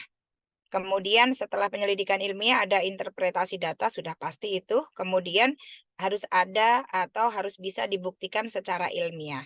Tapi kemudian di tahun 2025 untuk menginterpretasikan data dan bukti ilmiah itu siswa bisa secara kritis atau bisa bernalar lebih kritis lagi. Jadi ada tambahannya di situ. Kemudian sebelum tahun 2025 sampai 2022 pelaksanaan PISA kemarin, memaparkan konsep literasi ilmiah sebagai capaian pendidikan dan konsep inti untuk penilaian sains. Kalau di sini dari kerangkanya ada capaian umum pendidikan sains, kemudian tidak secara khusus mengacu pada literasi sains. Jadi kalau artinya tidak hanya pada literasi sains saja, tetapi harus dia ada berkolaborasi atau ada kombinasi antara literasi sains, matematika, dan membaca. Jadi harus seiring sejalan untuk ketiga literasi itu. Kemudian kalau sebelumnya itu adalah faktor-faktor efektif yang mempengaruhi kompetensi adalah fokus sikap terhadap sains. Untuk yang tahun 2025, fokus terhadap pengukuran konsep lebih luas tentang identitas sains. Jadi identitas sains nanti di sini adalah identitas bagaimana siswa itu memiliki identitas sains, dia berwawasan, kemudian mempunyai curiosity, rasa keingintahuan yang besar dan seterusnya, sikap-sikap sains dan beberapa metode ilmiah harus dikuasai di sini. Kemudian fokus pada pendidikan tentang berkelanjutan dan pendidikan. Nah, ini yang paling penting, konsep agen dalam antroposen. Bapak Ibu mungkin pernah dengar apa sih antroposen itu? Nanti kita akan bahas. Karena ini adalah isu yang sekarang memang dari PBB sendiri nanti akan ada meluncurkan atau dia membuat SDGs. Di situ apa sih yang harus kita lakukan? Kemudian ini kompetensi sains untuk harapan siswa berkompetensi sains itu siswa mampu bagaimana sih? Siswa mampu ngapain aja sih di sini? Siswa mampu menjelaskan fenomena secara ilmiah, baik itu fenomena alam maupun fenomena-fenomena atau kejadian yang ada di sekitarnya yang tidak hanya berkaitan dengan alam saja, bisa jadi tentang sosial dan seterusnya. Kemudian siswa juga bisa meneliti, mengevaluasi, ini pasti nih dengan metode ilmiah itu sudah tidak bisa dihindari lagi. Siswa harus mampu memiliki kompetensi ini. Kemudian menginstruksi dan mengevaluasi desain-desain untuk penyelidikan ilmiah dan menginterpretasikan data dan bukti ilmiah secara kritis. Kalau dulu kita dengan metode ilmiah itu sudah menginterpretasi data, kemudian bisa dibuktikan secara ilmiah sudah. Tapi sekarang dituntut lagi pembuktiannya itu secara kritis seperti itu. Kemudian ini konteks untuk kompetensi sains ada 3. Nanti ini kita akan bahas lebih detail lagi di pertemuan yang kedua pada saat kita membahas tentang stimulus. Konteksnya ada personal, global, nasional, dan lokal, nasional, dan global. Personal ini berarti nanti nih soal itu konteksnya tentang personal. Personal itu tidak hanya pada diri sendiri, maksudnya tidak hanya pada satu orang saja, tapi bisa lingkup yang misalnya keluarga atau teman-teman sebaya itu ada di sini, di personal ini. Jadi nanti kalau soalnya tentang personal berarti nanti stimulusnya nanti terbatas pada personal diri sendiri ataupun keluarga, lingkupnya lebih kecil. Kalau lokal nasional berarti misalnya lokal berarti Kalimantan Barat atau nasional. Misalnya nih isu yang sekarang sedang ini misalnya JE, vaksin JE. Nah, berarti itu ininya lokal nasional karena itu hanya di Indonesia, dilakukan di Indonesia. Atau global berarti tingkat internasional. Misalnya isu tentang COVID-19 itu sudah global. Jadi nanti untuk membuat soal itu sudah ada konteksnya yang diminta seperti apa. Nanti ini mungkin untuk LK-nya nanti Pak Yudi kemarin kita sudah diskusi, jadi nanti bisa ditentukan misalnya Bapak Ibu konteksnya personal. Nah, jadi berarti Bapak Ibu harus mencari stimulus yang untuk soal yang personal. Nah, jadi ada konteksnya di situ. Kemudian bagaimana seseorang melakukannya untuk kompetensi sains ini, pengetahuannya ada konten berarti isinya, prosedurnya, kemudian epistemiknya. Epistemik ini berarti lebih ke seperti kalau kita kayak profesionalitas gitu loh, bagaimana sikap sainsnya, bagaimana kerasa keingintahuannya, dan seterusnya. Identitas sains menilai perspektif ilmiah dan pendekatan penelitian. Jadi ini identitas sainsnya seperti apa? Apakah dia memiliki kesadaran, kepedulian? Apakah dia bisa menjadi agen lingkungan atau agen antroposen? Kemudian elemen aktifnya dalam identitas sains itu seperti apa? Seperti itu. Kemudian ini untuk kompetensi sains PISA di tahun 2025. Ini tadi sudah menjelaskan fenomena ilmiah dan seterusnya. Kita next aja. Ini penjelasannya. Bapak Ibu sudah punya slide-nya ya. Mengingat dan menerapkan pengetahuan ilmiah sesuai menggunakan bentuk representasi. Di sini sebenarnya kita semuanya sudah. Saya yakin Bapak Ibu sudah melakukannya semua. Membuat dan membuktikan prediksi, berarti kan siswa kita minta untuk membuat hipotesis. Itu kan di di pembelajaran kan sudah ada di kelas 7 malah ini kalau yang sekarang. Kemudian mengidentifikasi dan membangun, mengevaluasi model-model, mengenali, mengembangkan hipotesis tadi. Kalau tadi sudah membuat hipotesis, kemudian dari yang sederhana sekalipun, kemudian kita mengembangkan hipotesis itu dengan jelas yang berhubungan dengan fenomena di dunia. Menjelaskan potensi implikasi pengetahuan ilmiah bagi masyarakat. Jadi ini kemampuan yang diharapkan itu seperti ini yang bisa ditunjukkan oleh siswa. Kemudian menyusun dan mengevaluasi ini seperti apa sih? Ini yang harus kita tekankan ke siswa untuk PISA tahun 2025 mendatang. Nih, ada menyusun dan mengevaluasi desain-desain untuk penyelidikan ilmiah serta menginterpretasikan data dan bukti. Ada tambahan. Kalau di tahun-tahun lalu sampai di bukti saja sudah menginterpretasikan data dan bukti. Tapi sekarang bagaimana sih dia bisa menginterpretasikan data dan bukti itu secara kritis? Makanya kalau di kurikulum 2013 sekarang di P5 bernalar kritis dan seterusnya ini memang sangat-sangat ditekankan. Nah, kompetensi ini mengandung arti bahwa siswa harus memahami upaya penyelidikan ilmiah termasuk bagaimana mengevaluasinya dalam suatu komunitas. Kemudian berarti kalau dalam suatu komunitas kan berarti mereka dituntut untuk bisa bergotong royong. Komitmennya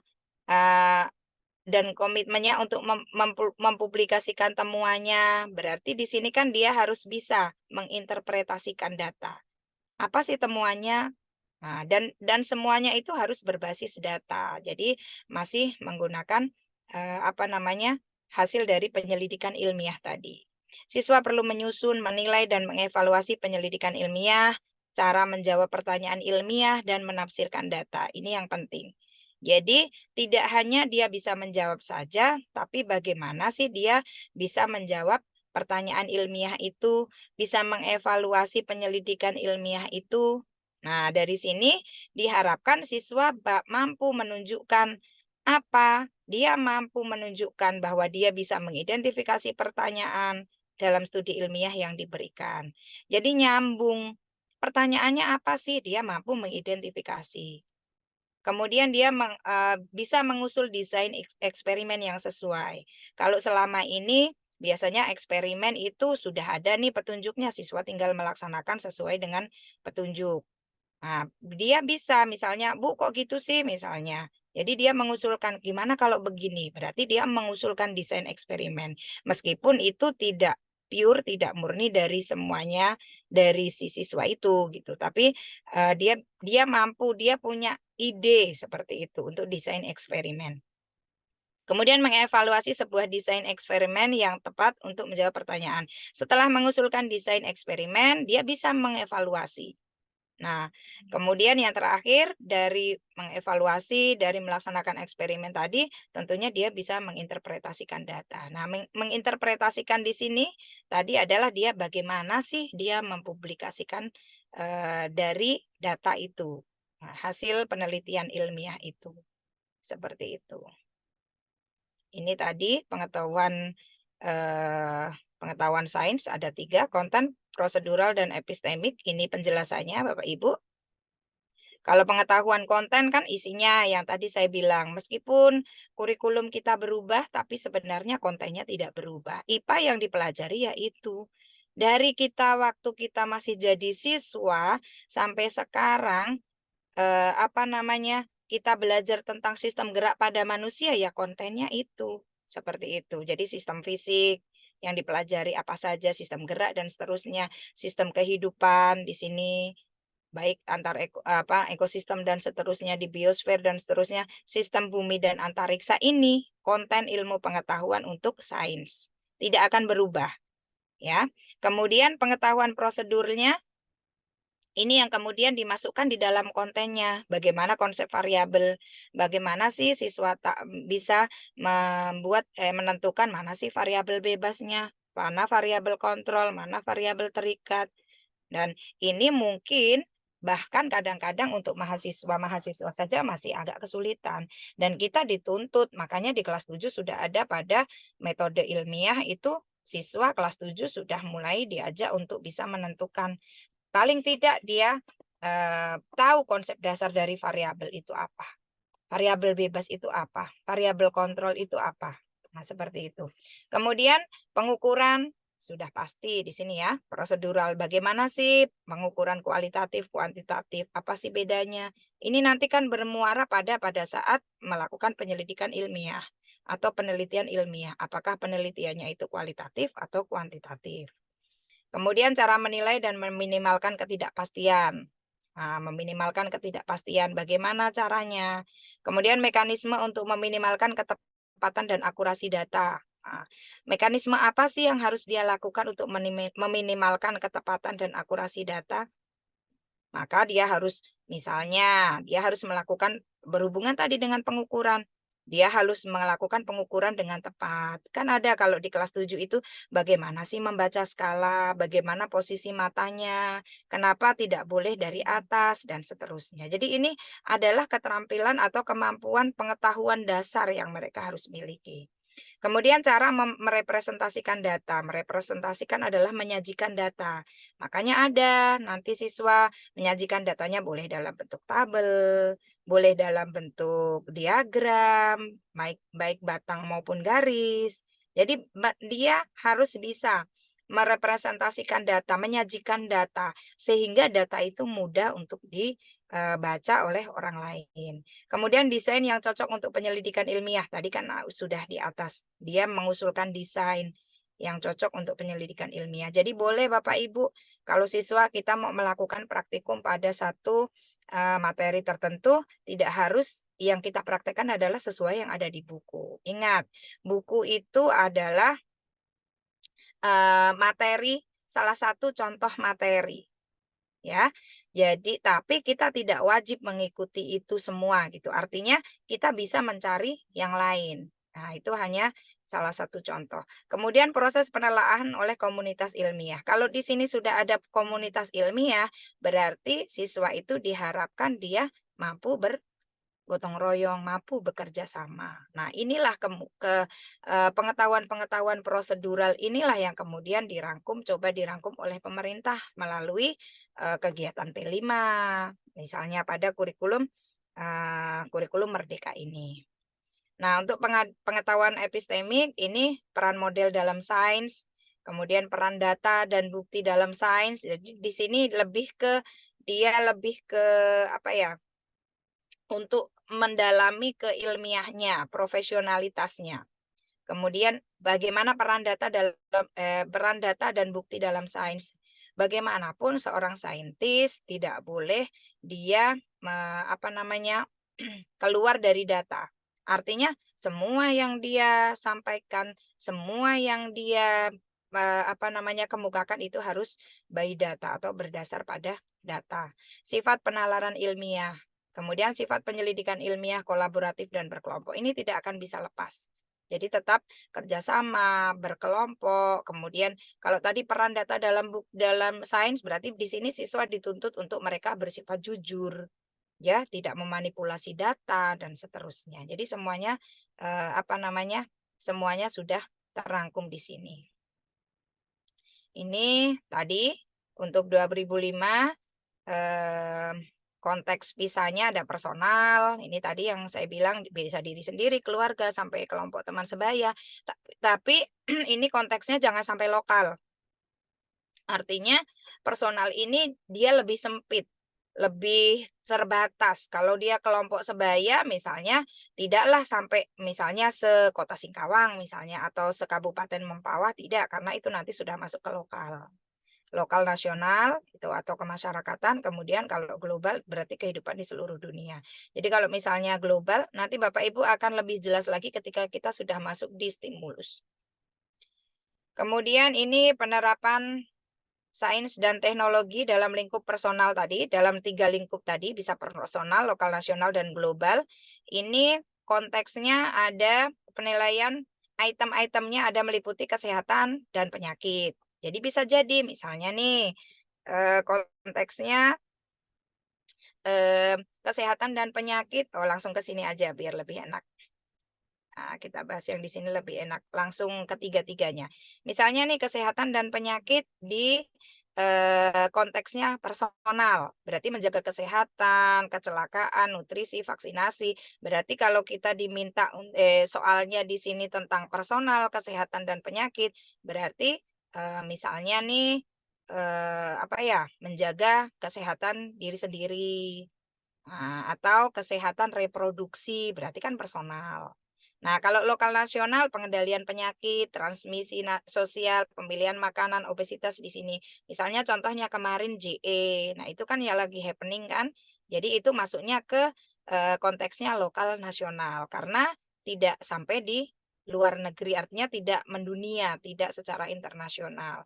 Kalau global, ini pandemi seperti kemarin, kemudian ketahanan pangan, ini nanti menjadi isu-isu global mendunia. Kemudian pola hidup sehat dan seterusnya.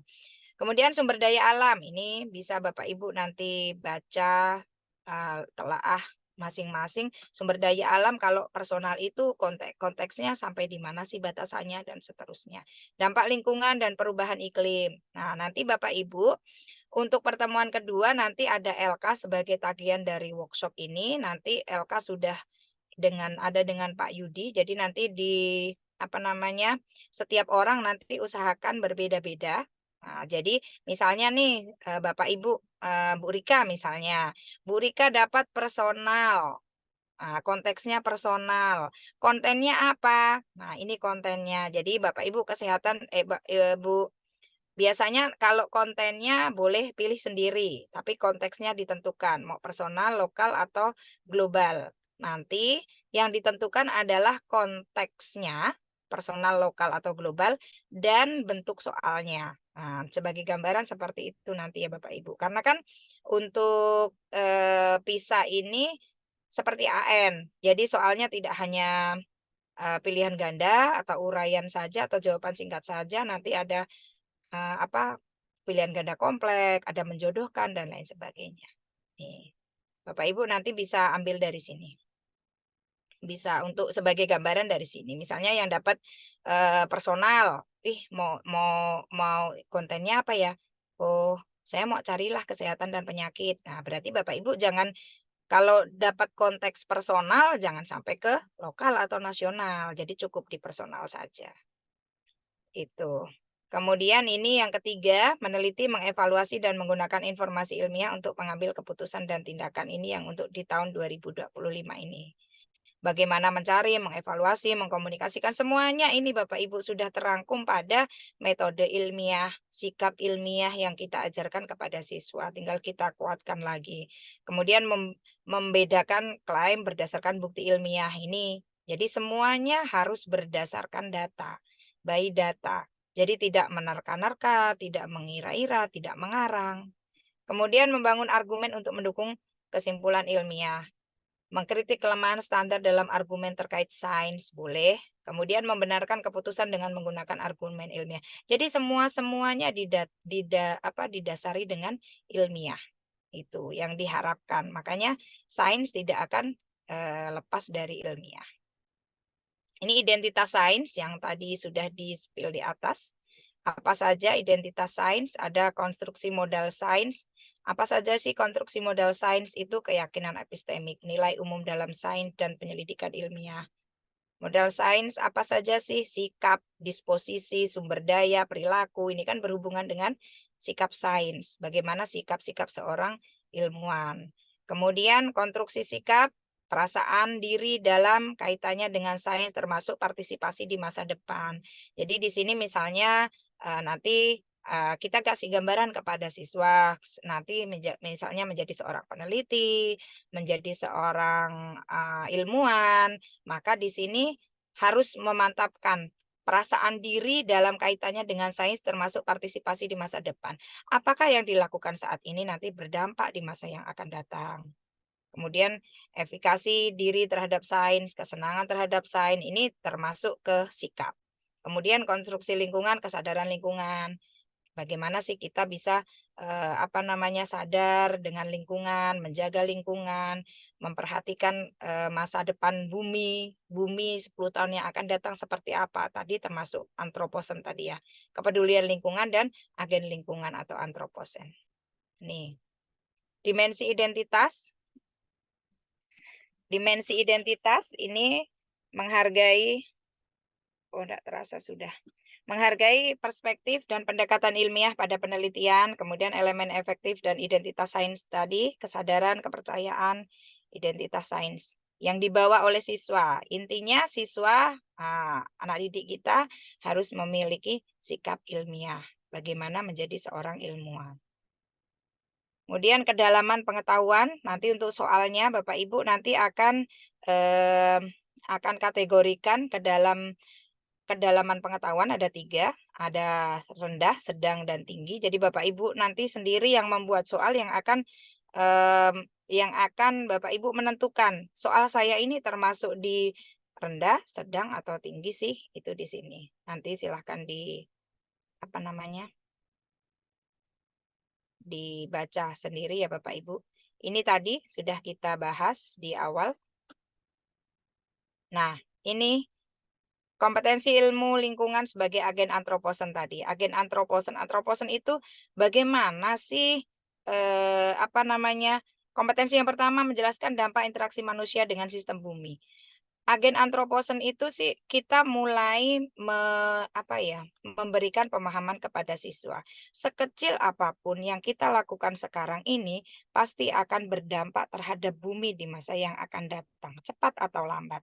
Maka di sini kompetensi pertama dampak interaksi manusia dengan sistem bumi. Kemudian kompetensi yang kedua membuat keputusan berdasarkan informasi untuk bertindak berdasarkan evaluasi sebagai sumber bukti dan penerapan ini untuk mempertahankan lingkungan, kembali lagi ke bumi, kembali lagi ke lingkungan. Dan kompetensi yang ketiga, menunjukkan rasa hormat terhadap keberagaman. Jadi tidak hanya untuk bumi saja, tetapi mencari solusi untuk krisis sosioekologis. Jadi untuk sosioekologis, intinya ke bumi juga. Ini agen antroposen, membutuhkan pemahaman bahwa tindakan manusia telah mengubah sistem bumi secara signifikan. Dan ini akan terus berlanjut. Jadi kita memberikan, termasuk juga sekarang Bapak Ibu P5 ada gaya hidup berkelanjutan misalnya seperti itu. Nah dari situ kita bisa menguatkan kepada siswa, memberi penjelasan kepada siswa bagaimana sih pentingnya kita sadar, pentingnya kita ramah terhadap lingkungan. Karena bumi kita ini semakin tua dan seterusnya. Bapak Ibu pasti jadi dikasih pertanyaan-pertanyaan pemantik sehingga siswa mampu berpikir secara kritis, mereka bisa mengembangkan keterampilan kreatif ya. Jadi Bapak Ibu bisa dengan ini bisa menjadi agen antroposen tadi. Generasi muda sebagai agen antroposen cirinya percaya bahwa tindakan mereka akan dihargai dan seterusnya. Jadi pertama kali adalah pastikan mereka percaya dengan diri sendiri dulu. Mereka merasa dihargai, bahwa sekecil apapun tindakan mereka itu pasti akan berpengaruh terhadap yang lain. Nah, jadi kemudian tindakan mereka akan disetujui. Jadi kalau mereka percaya bahwa tindakan mereka disetujui, mereka akan berpikir menjadi yang lebih, oh ternyata disetujui, oh ternyata diakui. Jadi eksistensi mereka itu diakui, sehingga mereka akan menjadi lebih kreatif. Mereka berpikir kritis juga, oh iya, karena saya ini kan diakui. Apakah tindakan saya ini akan berpengaruh buruk tidak terhadap yang lain dan seterusnya. Jadi ini saat mereka bekerja untuk memitigasi perubahan iklim, hilangnya keanekaragaman hayati, ya, kemudian kelangkaan air dan seterusnya. Kita bisa kasih contoh di lingkungan sekitar. Misalnya kalau di Singkawang beberapa gunung sudah dikeruk tanahnya. Jadi banyak contoh di sekitar kita yang akhirnya menyadarkan kepada siswa. Kemudian coba misalnya kita menghitung berapa sih sampah plastik yang kita hasilkan. Sekali ikut belanja orang tua, coba dihitung sampai rumah plastiknya berapa. Bukakan lagi data, sampah plastik itu bisa diuraikan setelah berapa puluh tahun, setelah berapa ratus tahun dan seterusnya. Jadi itu akan membuka mata kepada siswa. Kita bisa ajak mereka jalan-jalan virtual ke berbagai negara dan seterusnya. Saya pikir Bapak Ibu jauh lebih lebih tahu bagaimana caranya untuk mengajarkan kepada siswa sesuai dengan latar belakang siswa Bapak Ibu masing-masing. Ini intinya kita harus menjadikan diri kita sebagai contoh untuk siswa juga nanti menjadi agen antroposen untuk kelangsungan bumi kita. Ini tantangan-tantangannya untuk antroposen.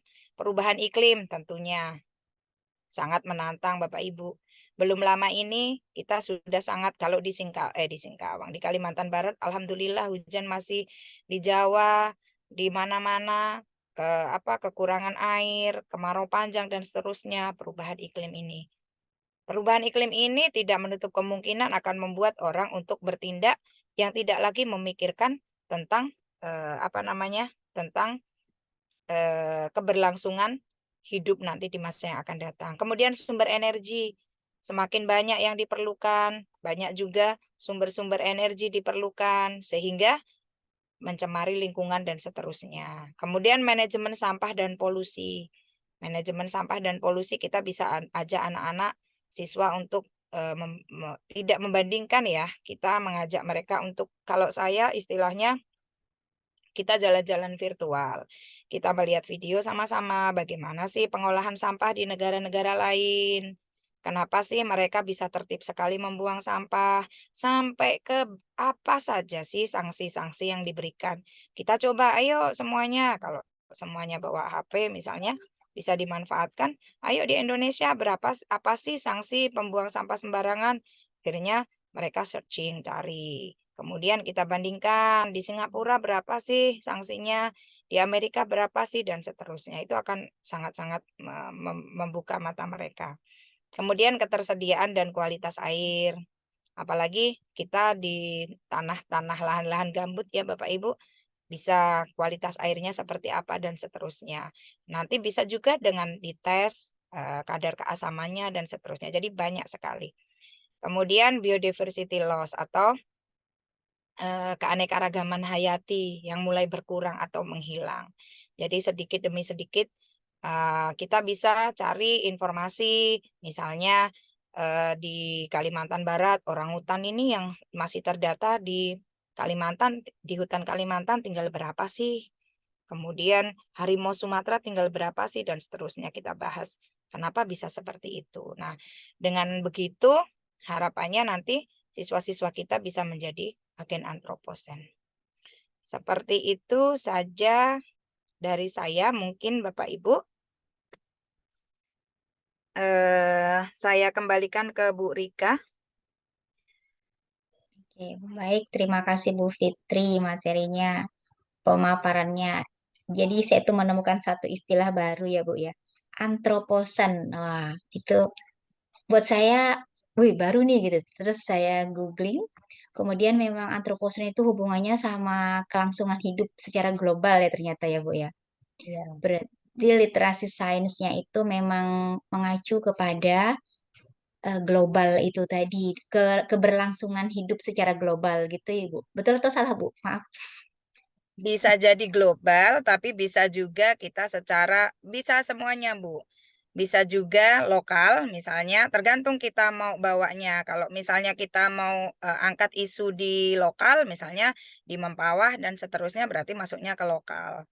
Tapi secara umum global juga sudah. Tapi untuk kita nanti ke siswa bisa bertahap dari diri sendiri, misalnya dari rumah, tentang sampah, dan seterusnya, sampai ke lokal, sampai ke global bisa. Gitu, iya Bu.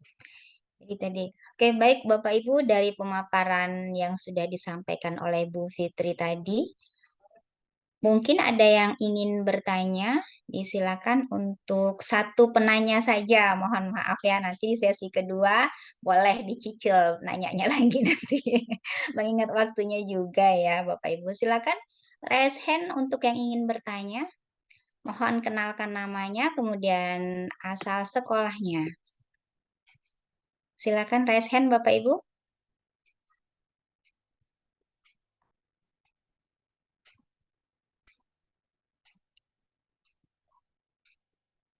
Silakan. Tidak ada. Tidak Bu Fitri. Penjelasannya Mohon pemaparan. sebelumnya Bu, mohon Ya, maaf, mungkin ya Bu. juga ini baterai saya, laptop nih tinggal 10 menit lagi. Kemudian mohon maaf sekali, saya juga sudah ditunggu. Jadi mungkin kalau ada pertanyaan Bapak Ibu bisa simpan dulu. Insya Allah kita ketemu lagi di hari Jumat ya, Bu Rika ya. Iya, betul Bu, di hari Jumat di jam yang sama.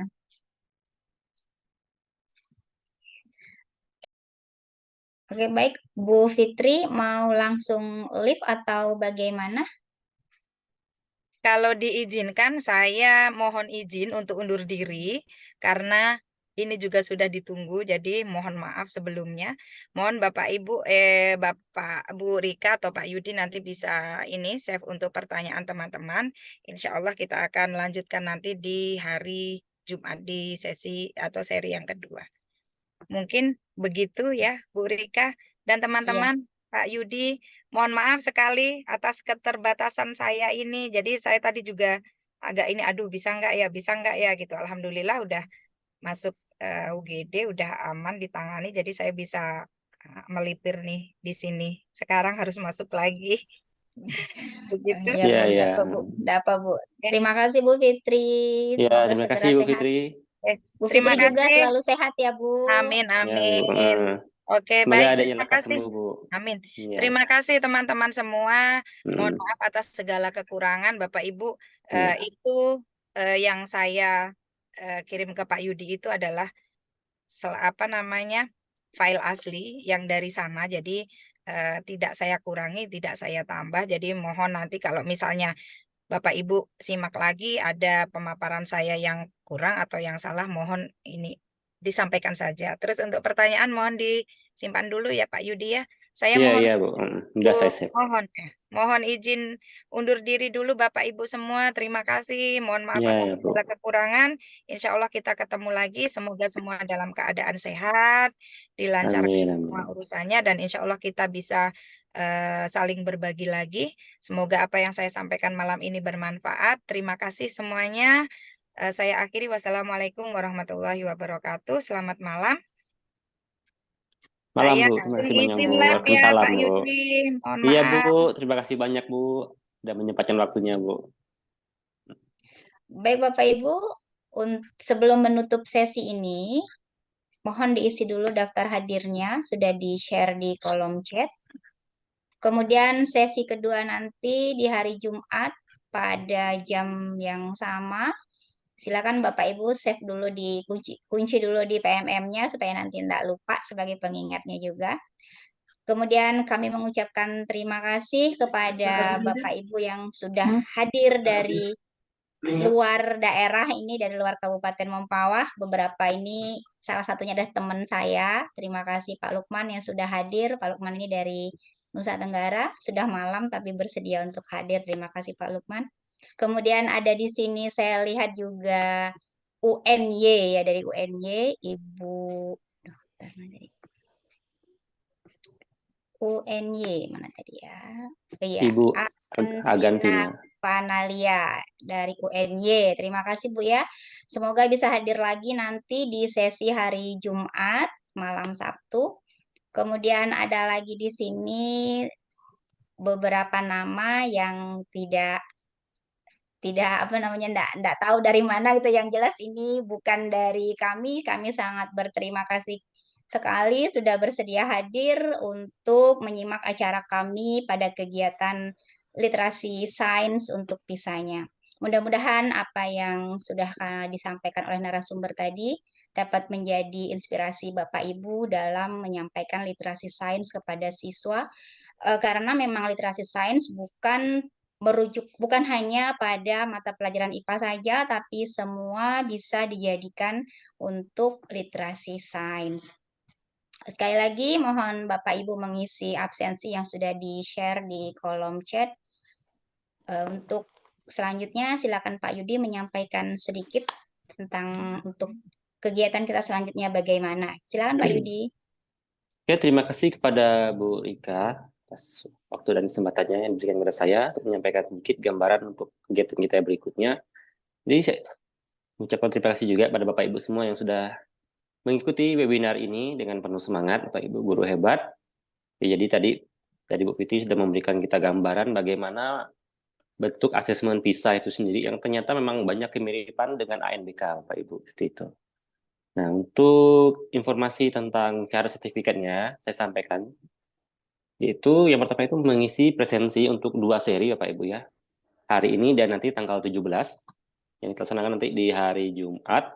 Kemudian nanti tadi seperti yang disampaikan oleh Bu Fitri, tadi ada LK yang nantinya akan Bapak Ibu kerjakan, tapi jangan anggap itu sebagai beban tugas Bapak Ibu ya. Jadi anggaplah itu sebagai bentuk latihan, karena saya juga mau mencoba juga Bapak Ibu ya untuk mengerjakan itu. Jadi ya apalah artinya teori jika kita tidak melakukan praktek langsung untuk mencoba gitu Bapak Ibu. Nah, jadi seperti itu saja untuk informasi dari saya. Kemudian daftar hadirnya jangan lupa untuk diisi Bapak Ibu ya. Dan, ya, oke, mungkin itu saja dari saya Bu Rika. Saya kemudian ke Bu Rika. Baik, terima kasih Pak Yudi. Pak Yudi ini adalah Ketua MGMP IPA di Kabupaten Mempawah. Oke. Baik, terima kasih Bapak Ibu yang telah berhadir di kegiatan malam ini. Mudah-mudahan kita bisa kembali bertemu di hari Jumat pada jam yang sama. Silakan diklik dulu di PMM-nya agar tidak ketinggalan. Untuk sesi kedua nanti Bu Fitri akan menyampaikan tentang 3 itu tadi ya, prosedural, konten, dan apa tadi istilahnya antroposen ya. Di Jumat nanti akan disampaikan oleh beliau tentang itu. Sekali lagi Bapak Ibu kami mohon maaf atas jika terjadi ketidaknyamanan, mohon absennya sekali lagi diisi karena itu merupakan bahan refleksi juga buat kami ke depannya dalam kegiatan-kegiatan kami selanjutnya. Terima kasih kepada semuanya. Silakan untuk live dari Zoom ini. Assalamualaikum warahmatullahi wabarakatuh. Selamat malam, selamat beristirahat. Oke, terima kasih Ibu Rika. Untuk room ini masih saya buka untuk setengah jam ke depan. Jadi Bapak Ibu yang belum mengisi daftar hadir, silakan untuk segera mengisi Bapak Ibu ya.